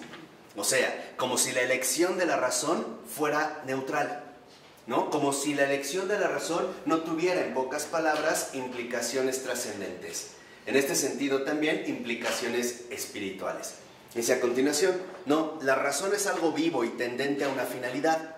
Es el órgano de un ser vivo, el modus de la relación mutua entre el cognoscente y lo conocido, es decir, la expresión del nexo de lo existente. Es comprensible que la razón no pueda funcionar nunca por sí sola, porque ella misma, su cómo, está determinada por su objeto, por su qué. Esto tiene que ver con lo que el Señor nos dijo y que habíamos visto la sesión anterior. Ahí donde está tu tesoro, ahí está tu corazón. Entonces, en este fundamento sobrelógico, lo que vemos es que la elección, en efecto, compromete nuestra razón también, nuestro destino, por así decirlo, universal. O la Trinidad o el infierno. Y esa es la demencia, que es lo que habíamos mencionado hace un momento. La demencia es literalmente preferir la oscuridad y la tiniebla, porque en realidad lo que hace no es confirmar nuestra libertad, sino anularla. Claro, en un sentido radical, la libertad nos es dada no para escoger entre lo bueno y lo malo, sino entre lo bueno y lo mejor. Ese es un acto libre. No da igual lo bueno y lo malo, no son equivalentes. Y cuando la sabiduría divina nos ilumina, nos muestra que en efecto lo único preferible, lo único amable en el sentido de ser amada es la verdad, y es preferir la luz. Cuando rechazamos la luz, aceptamos la tiniebla. De tal manera que entonces, ahora ya podríamos nosotros entender por qué en términos cristianos el mal únicamente significa una ausencia del bien. Esto es el mal.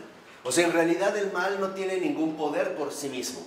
El mal aparece cuando se niega el bien. Por ejemplo, si yo no hago bien la tarea, la terminaré haciendo mal. Es un parásito. El mal es un oportunista. Si yo no soy un buen esposo, terminaré siendo un mal esposo. Pero es un oportunismo. El mal entra donde le decimos no al bien. Por eso es que el mal, la demencia, no es más que la ceguera del no a la verdad. Y la verdad es literalmente el sí a ella misma. El sí literalmente a su luz. Por eso es que incluso ontológicamente el bien y el mal, como representa esta teoría china oriental del yin y el yang, ¿no? La tiniebla y la luz, no son ontológicamente equivalentes. De hecho, el mal no es más que ausencia de ser. No tiene un estatus ontológico propio. Por eso, cuando nosotros queremos indagar en el mal, o cuando muchos filósofos se han puesto a indagar en el mal, no llegan a ningún lado. ¿Por qué? Porque carece de un fundamento último. En último término, para poder entender el mal, tendríamos que entender el bien. Solamente como una negación, como un parásito, como un residuo, pero no como algo que tenga consistencia en sí mismo. ¿Y viendo el mal no lo entiendes? ¿Mandé? ¿Y viendo el mal no lo entiendes? No. ¿Piensas que es bueno? Ese es el engaño. O sea, el engaño consiste que cuando tú te sumerges en la tiniebla, te nubla los ojos para entender que estás fuera de la luz. Y entonces te hace pensar que es un bien, otra vez como un parásito. Se enmascara la tiniebla de luz, ¿no? Por eso, más o menos a la mitad del párrafo dice el texto: la razón entonces deja de ser enfermiza, o sea, deja de ser mero entendimiento cuando conoce la verdad, porque es la verdad la que hace que la razón sea racional, es decir, inteligente, y no es la razón la que hace a la verdad verdadera. Esto es bien importante. No son nuestros criterios humanos los que le dan su carácter verdadero a la verdad. No, es la verdad la que hace a la razón que sea inteligente. Entonces, la verdad en esta luz, en este fundamento supralógico, nos lleva en todo caso a la verdadera inteligencia. ¿Cuál es la verdadera inteligencia? Precisamente la sabiduría, que ya en su momento comentamos. Por eso no me detengo. Por eso yo les decía, el verdadero hombre sabio puede parecer necio o tonto entre los hombres. ¿Por qué? Porque sus fundamentos ya no son según la lógica natural, la lógica convencional, sino que rompen las estructuras que ordinariamente nuestro entendimiento sostiene. Por eso es que la última, vamos a decirlo así, la última referencia para la sabiduría es la caridad. Y la caridad como tal tiene un fundamento supralógico. Siempre, por así decirlo, alarma al entendimiento. De hecho, la caridad, siendo sinceros, escandaliza la razón, a la propia y a la ajena. Un hombre caritativo, un hombre verdaderamente caritativo, siempre será un hombre escandaloso, en ese sentido, porque rompe, ¿no?, con las estructuras humanamente habituales o convencionales. Y en los siguientes renglones dice el texto: por consiguiente, la respuesta a la cuestión fundamental sobre la razón, precisamente a la cuestión ¿cómo es posible la razón?, ha de expresarse así. Y aquí es donde Florensky nos da su resumen fundamental. Dice: la razón es posible por medio de la verdad. Pero en tal caso, ¿qué es lo que hace verdadera la verdad? Ella misma. Mostrar que la verdad se hace a sí misma verdadera es pues la tarea de la teodicea. O sea, lo que muestra en el caso del entendimiento es que en esta sabiduría lo primero es la verdad y lo segundo es la razón, y no al revés. Es la razón literalmente la que informa, es la verdad literalmente la que informa a la razón, la que le da su fundamento, la que le da su sostén. Es justo porque hay una verdad supralógica o suprarracional que nosotros podemos pensar. Sin esta verdad, nuestro pensamiento no tendría ningún sustento. Por ello es que ahora entendemos por qué incluso es posible para nosotros llevar a cabo una corrección. ¿Por qué puedo reconocer que me he equivocado? Porque previamente puedo retornar a esta verdad originaria. Entonces, lo primero es la verdad. En segundo lugar es la razón. La modernidad, Kant, lo vimos, ya hace lo contrario. Primero dice que es la razón y después va a definir en qué medida aparecerá la verdad, diciendo lo que podemos conocer y lo que no podemos conocer. La distinción entre el fenómeno y el noumeno. Pero en último término, el fundamento supralógico de la razón es la verdad misma. Entonces no hay razón si no hay verdad. No. Exactamente. ¿Es engaño? Es el fundamento del engaño. Pero otra vez, aún el engaño no es más que la negación de la verdad. Nada le quita el imperio a la verdad. Es lo que quiero que ya entiendan. Nada está por encima de la verdad. ¿Cómo conoces la verdad? ¿Cómo conoces la verdad? Viéndola. Reconociéndola. O sea, no es... ¿Primero la conoces o es natural? Es literalmente reordenándote a ella. Esa es la conversión. ¿Es ¿Es un natural? consenso? ¿Mm? ¿Es un consenso? No. A ver, vamos a entender. Aquí creo que se están como Yo creo que es rindiéndote, ¿no? adhiriéndote a ella. A muchas cosas que son el ego, la vanidad.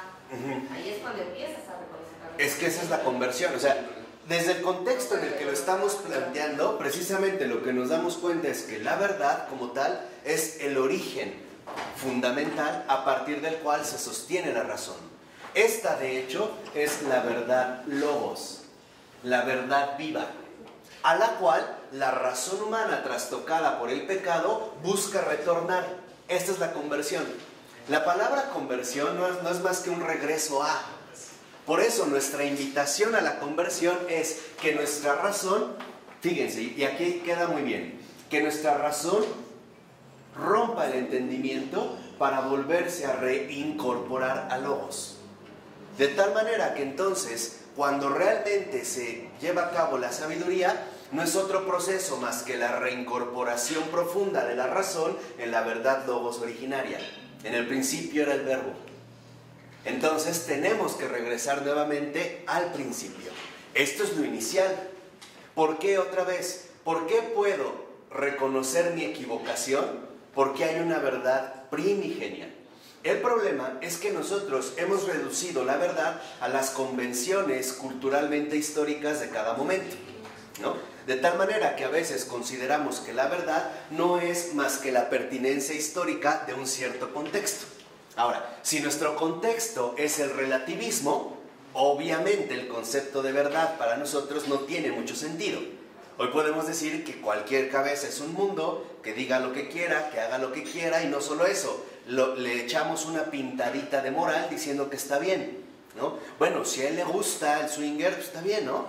Es su vida, pero eso es un engaño, porque esto es atentar contra esta verdad primigenia, contra esta verdad logos, que es Dios mismo. Por eso, literalmente, nosotros tenemos dos opciones: o enderezamos la razón a la verdad logos viviente, a Dios, o dejamos que la razón degenere en demencia y por lo tanto que se hunda en la tiniebla. ¿De acuerdo? Por eso dice a continuación, en la 287, en la opción por la Trinidad o el infierno, desde el primer renglón, en definitiva, en la opción por la apertura de la razón a la vida y al sentido trascendente de y en la realidad concreta, o por el enclaustramiento en el vacío de realidad en sus propias construcciones mecánicas. Pero la salvación ha de ser templada con la cruz.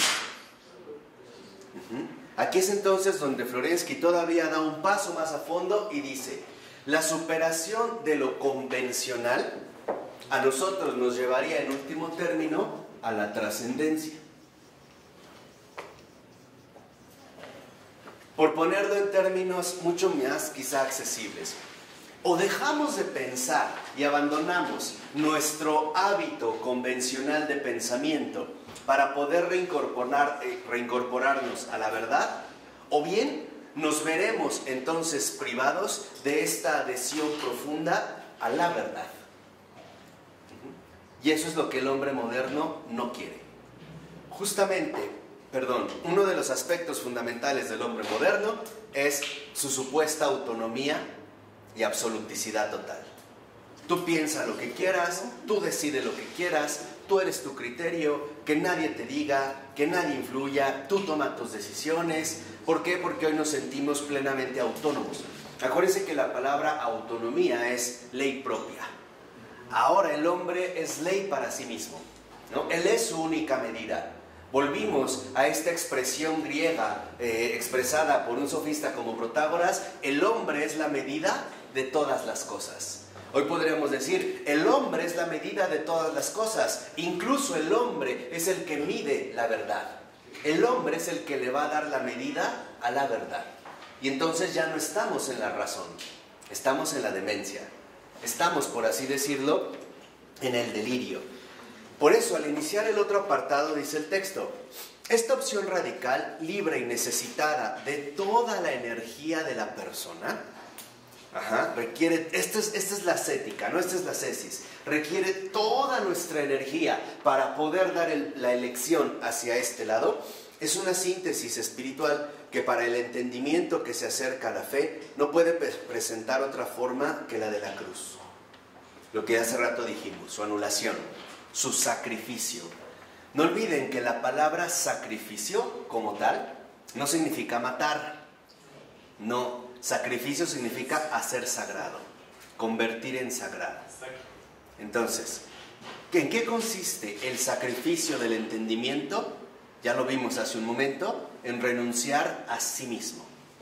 Esa es la única manera en lo que se hace sacro, en el optar por algo mucho mayor que él. Por eso dice a continuación el texto: uno y otro caso nos conducen más allá del entendimiento, pero el primer caso lo desintegra, haciendo agonizar a la conciencia en una locura perpetua, mientras en el segundo le da firmeza por la obra de la superación por la cruz, que consiste para el entendimiento en renunciar a sí mismo de una manera absurda. La fe por la que nos salvamos es el comienzo y el fin de la cruz, es crucificarse con Cristo. Y aquí es, digamos, a donde llegaría el último punto. La trascendencia desde el punto de vista del entendimiento de este logos, ¿verdad? De esta creencia como superación del entendimiento, en último término, a nosotros nos termina conduciendo a la crucifixión. De hecho, que un Dios se haya hecho hombre y que aparte se haya montado sobre un madero para ser clavado de esta manera, no tiene ningún sentido. Al menos humano no lo tiene. No hay lógica que en realidad lo pudiera explicar. Incluso un gran antropólogo contemporáneo francés como René Girard, precisamente él ha analizado la noción de víctima.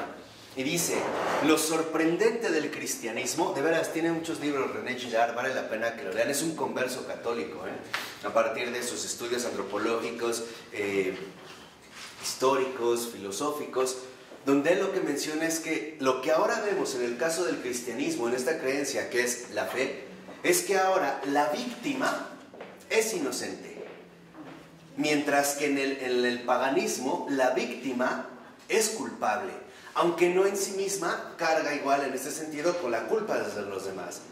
Pero su fundamento último para nosotros, en último término, es un misterio. ¿Por qué? Porque en el fondo de la crucifixión lo que está palpitando es el misterio del amor.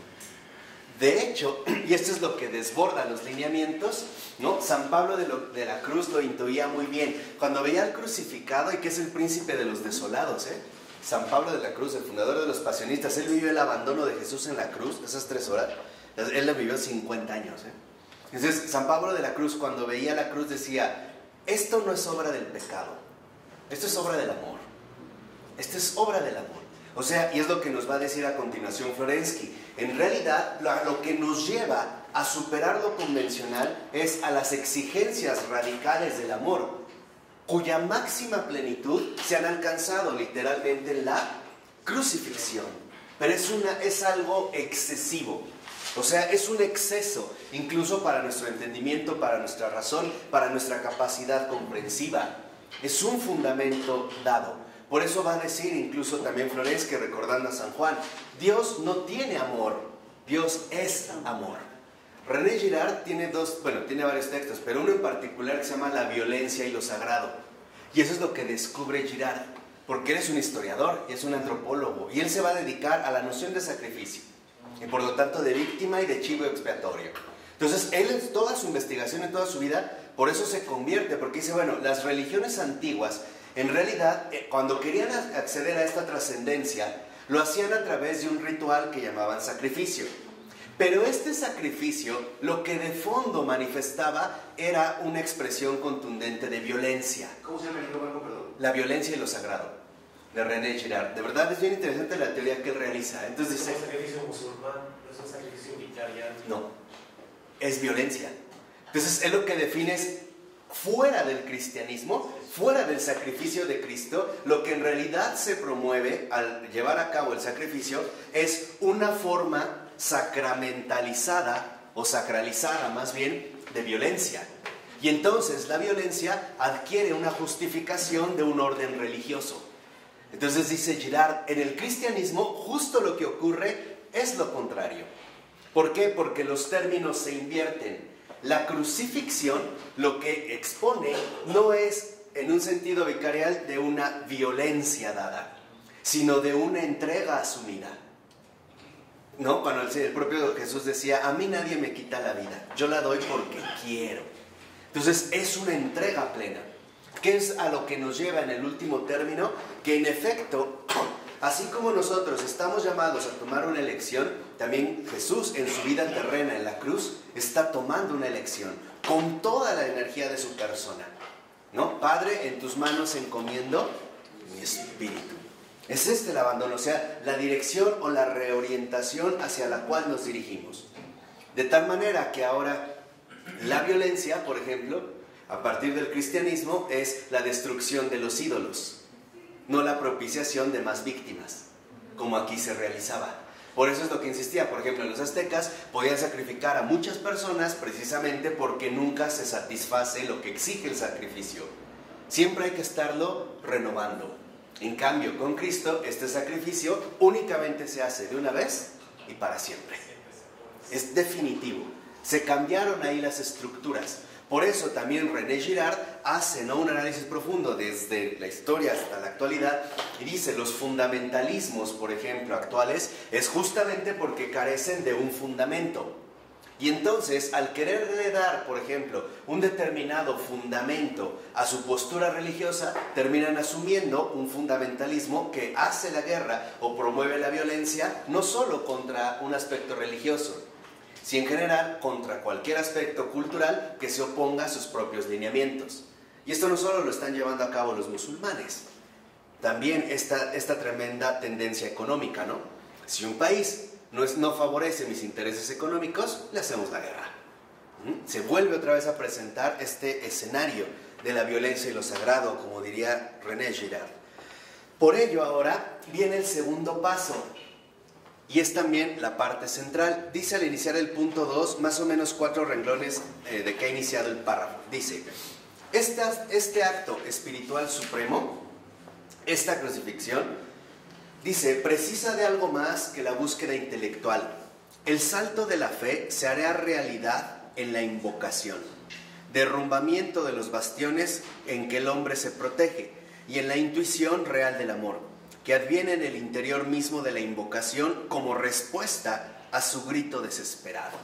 O sea, nosotros pasamos de lo convencional a la trascendencia a través de una invocación. Como Pedro, cuando se está hundiendo, invoca, Dios mío, sálvame.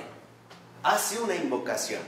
Ahora, va a decir Florensky, siguiendo también esta situación, cuando tú llevas a cabo una invocación, es porque de antemano crees en alguien, no en algo. O sea, no es una potencia intelectual la que te está sosteniendo. De antemano estás invocando a alguien. No es como una persona que, aunque sea atea, si de repente mataron a su compañero de viaje y a él apuntan, va a erigir una invocación, ¿no? Y no va a decir, sagradas pirámides de Teotihuacán, yo que voy cada año al equinoccio, si me sacan de esta, yo les prometo que ahora subo de manos. No. Va a decir, Dios mío, ayúdame, mira, no creo en ti, pero si me ayudas, tal cosa. Esta invocación precisamente se dirige a alguien. Un filósofo, también converso, católico, como Gabriel Marcel, va a escribir un texto que se llama De la negación a la invocación. Si nosotros fuimos siguiendo la exposición, veremos que lo que lleva a cabo Gabriel Marcel, es decir, la negación es la negación de este fundamento supralógico, quedar atrapados en el yo. La invocación es salir del yo para invocar a alguien, a un tú, a él. Y entonces yo ya estoy invocando a alguien, ya estoy concretizando la presencia viva de la verdad, ya pido auxilio, ya grito. Y entonces en mi desesperación la respuesta me llega como una súplica atendida. Y esto es lo que a mí ya me introduce en el acto de fe. Entonces, el acto de fe no es una creencia subjetiva, el acto de fe es una presencia objetiva. Es Él el que está ahí, aunque yo no lo entienda. aunque a mí no me agrade, aunque no esté contento, ahí hay alguien. ¿Qué pasó? Entonces, si la invocación es alguien, podemos deducir que Dios, que va a salvar a su criatura, debe ser una persona. Y no puede ser otra cosa que no sea una persona. Por eso nosotros en esta invocación a alguien reconocemos ahora el carácter personal de la dinámica. Por eso nosotros hemos sido hechos a imagen y semejanza.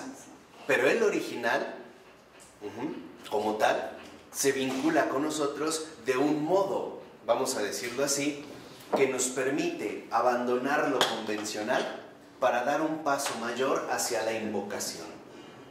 Por ello, si nosotros no invocamos a Dios como tal, con toda la energía del ser, no podremos salir de la equivocación, ¿eh? No podremos. Es como a lo mejor una persona que se está hundiendo en arenas movedizas y si no lleva a cabo una invocación, mientras más se mueva, ¿qué le pasa? Más se hunde. A menos de que hagamos como el conde Munchausen, esta leyenda alemana, ¿sí la conocen? Es el conde Munchausen, que va cabalgando y de repente cae en arenas movedizas y cuando ve que se va a hundir, en lugar de pasar a la invocación, se queda en la negación y entonces lo que se le ocurre es agarrar fuerte al caballo con las piernas y empezar a jalarse de los pelos para sacarlos a los dos. Esa es la negación. Esa es la enseñanza de Munchausen. Eso es lo que hacemos nosotros. ¿Y ahora qué voy a hacer? ¿Y cómo le voy a hacer? Entonces agarro al caballo, o sea, mi vida ordinaria, y me empiezo a jalar los pelos, ¿no? Pregunta, ¿no es demencia? Acuérdense de Munchausen. Cuando sientan que les duele es porque están jalando los pelos. Decir, no somos Munchausen. Hay que dar el paso literalmente a la invocación. Ahí está Pedro. Pedro se sumerge en el agua y de repente, Dios mío, sálvame. Ya está la mano. La respuesta, ¿no? Literalmente aparece. Por eso, si nos vamos a la página 289, en la cita de Florensky dice el libro: el hombre pensante ha comprendido ya que sobre este borde del abismo no había nada. ¿Se acuerdan al principio, no? Dice, pero introducirse en el puente es necesario para eso un esfuerzo, un gasto de energía, cuesta. Y si este gasto fuese inútil, pero vale más retorcerse de espasmos ante el puente. Acuérdense del Munchausen, ¿no? Que se está jalando para sacar al caballo. No quiere tampoco dejar al caballo, lo agarra duro con las piernas. En serio, está la novela. O marchar sobre el puente puede ser durante toda la vida, en la espera perpetua de la otra orilla. ¿Qué es preferible? ¿Morir sin cesar?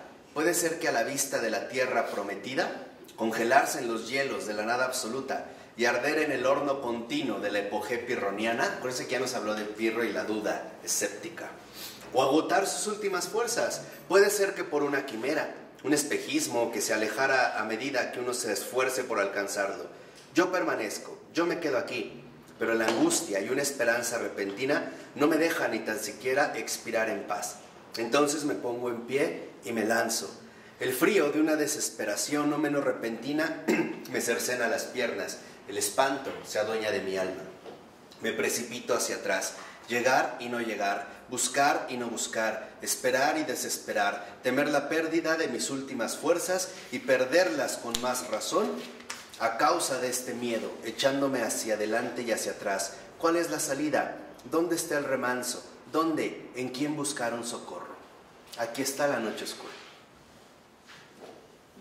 Aquí está lo que atravesamos en un momento. Hay momentos en los que en serio, de verdad, pareciera que Dios no habla, no está. Le hablas y no te responde. No puedes ir ya ni para atrás ni para adelante. Por momentos sientes un cierto fervor, una esperanza, y por la tarde te retuerces en la desesperación, en la desesperanza. No hay nada, no hay nadie. A veces te dispones a orar y llega un momento en el que te preguntas, ¿a quién le estoy hablando? No responder no es una respuesta.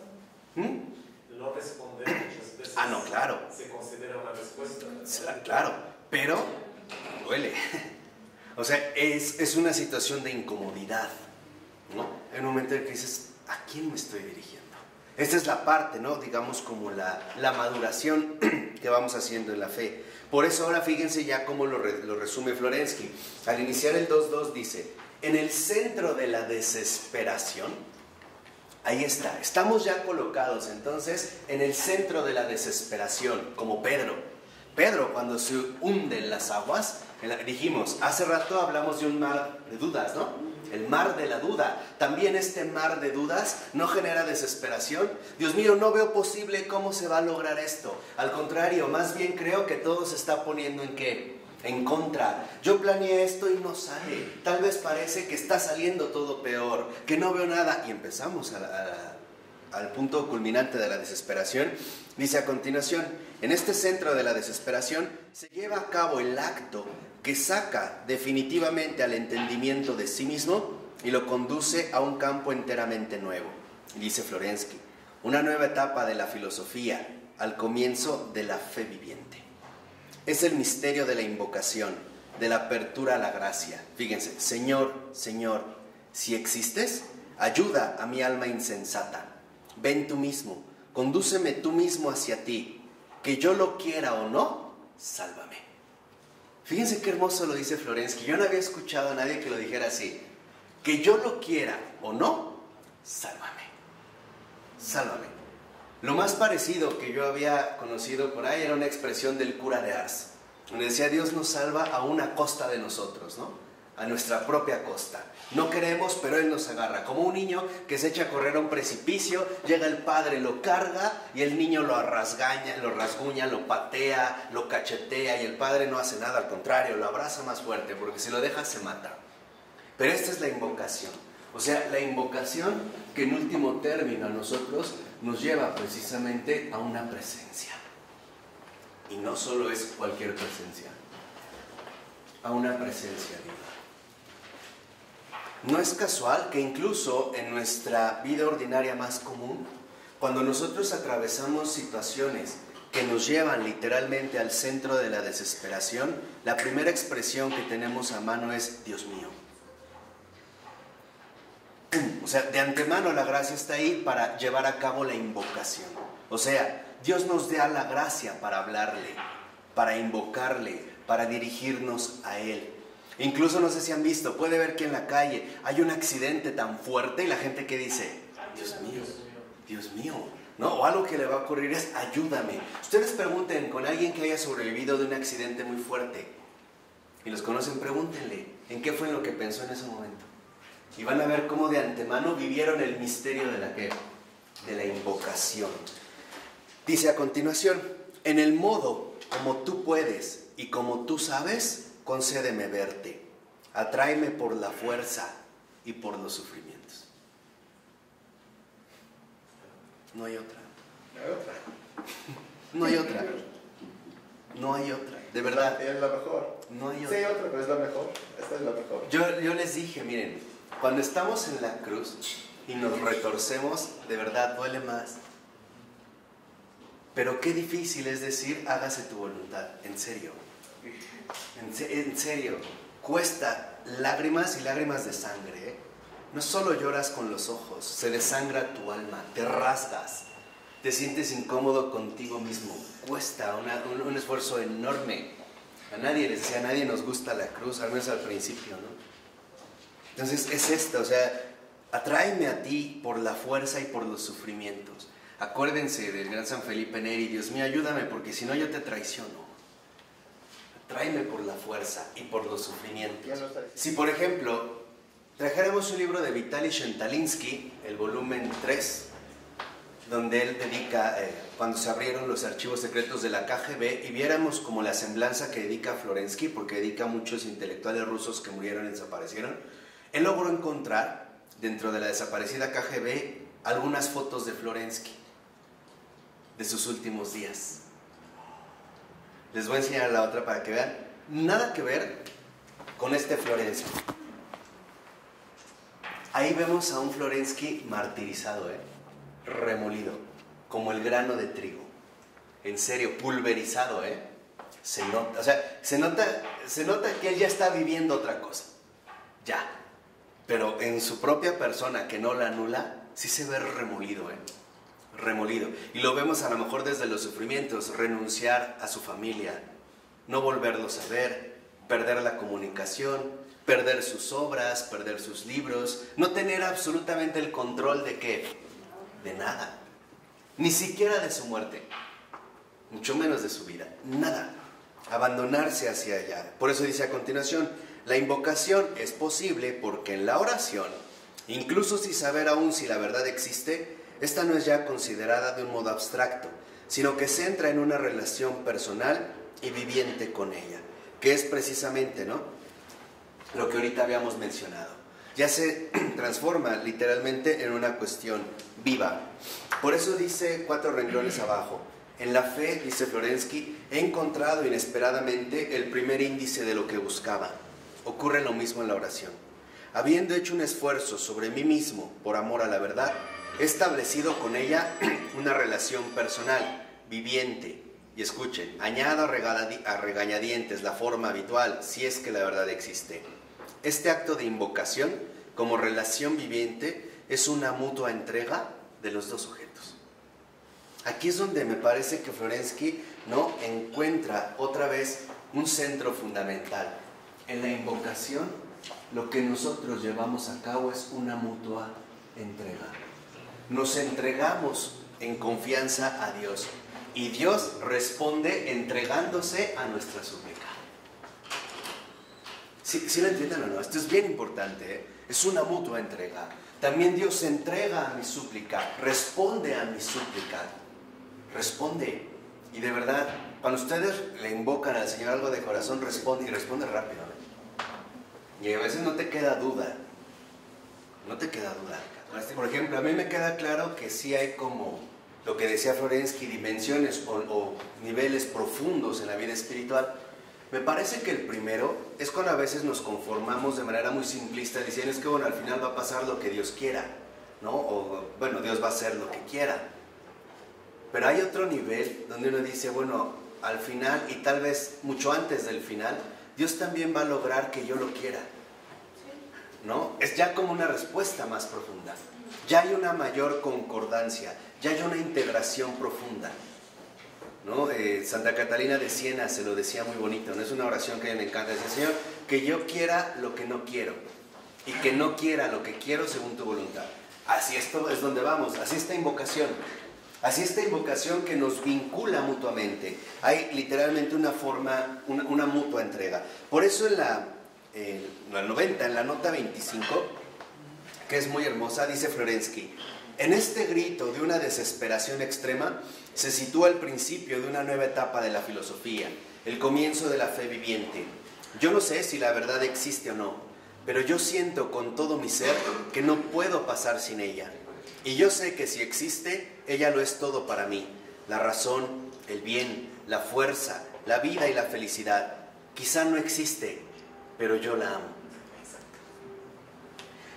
Si ustedes han tenido una vida espiritual intensa, a lo mejor en algún momento le han dicho a Jesús, Señor, yo no sé si existes o no, pero te amo, no puedo dejar de amarte, y no sé cómo le has hecho, no te conozco, nunca te he visto, nunca hemos platicado. Pero ya, literalmente, si existes o no existes, ya no es una perturbación para mí. Aún cuando mi entendimiento me dijera, no existes, mi amor no disminuiría. Frena, por eso dice a continuación, la amo a la verdad más que a todo lo que existe. Aquí está. El amor incluso supera las limitaciones convencionales de lo que existe y de lo que no existe. La amo más a esta verdad, más de lo que todo lo que existe. La trato como si existiera. Y a esta verdad, quizá inexistente, la amo con toda mi alma y con todo mi pensamiento. Ese es el amor a la verdad. Esa es la filosofía. Dice a continuación, aquel que desea la verdad, el simple nihilismo no puede calmarle. Cree en la verdad, espera en ella, ámala. Tal es la voz de la verdad misma que resuena sin cesar en el alma del filósofo. Y si fracasa en la primera tentativa de fe, volverá a intentarlo con una redoblada resolución. Ya cuando se ha encendido, por así decirlo, la llama del amor, no se extingue. Arde más, arde. Ya no se apaga, de verdad no se apaga. Hay un momento en el que incluso tu entendimiento puede estar revuelto, pero tu amor no merma, ya no varía. Ya varía tu entendimiento, tu razón, tus efectos, tus sentimientos, pero el amor ya no se ve alterado. Por ello, fíjense, aquí es donde nosotros alcanzaremos, en último término, la renuncia a la prueba. Ese es el último paso. ¿Y por qué? Porque el amor ya no necesita pruebas. El verdadero amor ya no necesita pruebas. Ya es una certeza total. Es lo que dijimos, ya estamos adheridos a la verdad, y la verdad que se manifiesta a ella misma. Ya no pedimos una prueba. Eso es lo que va a lograr precisamente, ¿no? Sacrificar ya en realidad esta prueba. Por eso fíjense, en la 291, en la segunda cita, vean qué hermoso lo dice Florensky. Dice, por ella, por la verdad, renuncio a todo, incluso a mis preguntas y a mi escepticismo. Yo, que dudo, me comporto respecto a ella como alguien que no dudase en absoluto. Ojo, podemos dudar de todo, menos de la verdad. Cuando nosotros dudamos de la verdad, dudaremos de todo. Del Espíritu Santo. Pecado contra el Espíritu de todo. Santo. Puedes dudar de todo, pero de la verdad no. De todo menos de la verdad. Por eso dice a continuación, yo, que sigo sobre la orilla de la nada, me mantengo como si me encontrase sobre la otra orilla, en el país de la realidad, de la certidumbre y del conocimiento. Por la triple hazaña de la fe, de la esperanza y del amor, la inercia de la ley de identidad es sobrepasada. Dejo de ser yo. Mi pensamiento no es ya mi pensamiento. Por un acto incomprensible, rechazo la autoafirmación, yo igual a yo. Acuérdense del Salmo, a tu nombre da la gloria, no a nosotros, Señor. A ti, a Él, no a mí.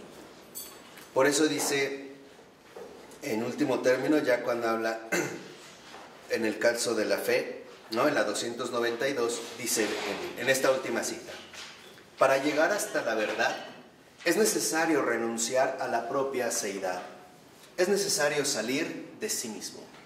Y esto no es absolutamente imposible, y esto nos es absolutamente imposible porque somos de carne. Entonces, repito, ¿cómo nos es posible en este caso asirnos a la columna de la verdad? No lo sabemos y no lo podemos saber. ¿Por qué amamos a Dios? No lo sabemos. Porque es una belleza. Claro. Pero no tendríamos la capacidad suficiente para entenderlo y explicarlo de manera clara. Dice a continuación, solamente sabemos que a través de las fisuras lucientes del entendimiento humano percibimos a veces el azul de la eternidad. Es algo inaccesible, pero así sucede. Y sabemos que el Dios de Abraham, de Isaac y de Jacob, y no el de los filósofos y de los sabios, viene citando a Pascal, ¿no? Viene hacia nosotros, que se acerca al lecho en que yacemos en la noche. Nos toma de la mano y nos conduce de una manera que nosotros no sabríamos concebir. A los hombres esto les es imposible. Para Dios todo es posible. Y cita Mateo. Y aquí que la verdad misma impele al hombre a buscar la verdad. Y cita a San Macario, ¿no? El padre de la iglesia, padre de Egipto, del desierto, San Macario Magno, el discurso séptimo. Dice, la verdad triúnica misma hace por nosotros lo que nos es imposible. La misma verdad tripostática nos atrae hacia sí. O sea, la atracción viene de la verdad hacia nosotros. No somos nosotros los que vamos a la verdad. Es la verdad la que nos atrae hacia sí misma. Y este es el misterio. El misterio es que nos logre reconducir hacia sí por caminos siempre insospechados, por caminos inconcebibles, impensables, por caminos que de hecho nos sobresaltan o que jamás hubiéramos pensado posibles lograr o alcanzar. Y todo esto, ¿por qué se lleva a cabo? Muy sencillo, porque para Dios nada es imposible. Nada es imposible. Como podría parecerlo la salvación de un alma. ¿De acuerdo? Reflexionen en ello, creo que valdría la pena. ¿Alguna pregunta, alguna duda? Bueno, también ese Dios tiene que ser la cosa más bella que podemos encontrar. No puede existir algo que lo supere. Entonces, esta verdad es la más bella porque es el origen de todo. Esa es la belleza. Es la belleza. La belleza que hermosea todo lo demás, ¿no? En esta medida extrema. Bueno, ¿preguntas, dudas? En el nombre del Padre, del Hijo y del Espíritu Santo. Amén. Pues muchas gracias.